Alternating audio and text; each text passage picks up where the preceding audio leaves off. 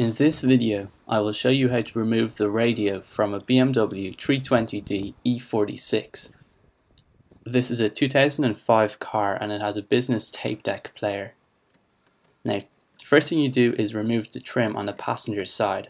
You can use a flat knife or screwdriver, and there are 4 pins that slot out. Use a lot of force to remove it.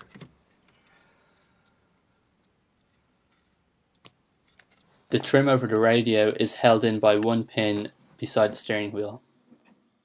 There are 2 screws on either side of the radio, just standard Phillips heads, one on the left and one on the right. Unscrew these and then the radio will slot out.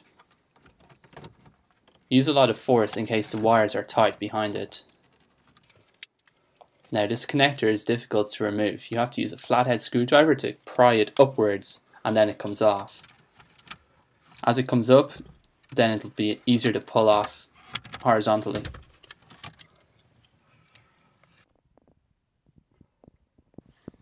On the back of the radio, we can see the plugs for the auxiliary input, the CD changer input, the other plugs for the radio power controls, and then a 10 amp fuse. Sometimes a broken radio can be fixed by replacing a blown fuse. Just simply slot in a new 10 amp fuse in its place if it's blown.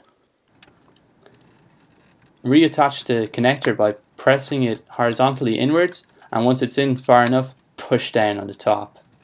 Push all the wires inside the dashboard and then the radio slots back in.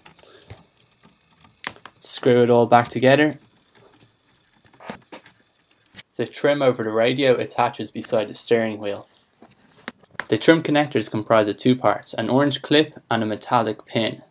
The clip is meant to stay in the dashboard at all times, but comes out sometimes if it's too loose. This is the way it should look, a pin on the trim and a clip in the dashboard. Put the orange clips back in the dashboard separately if you're able to.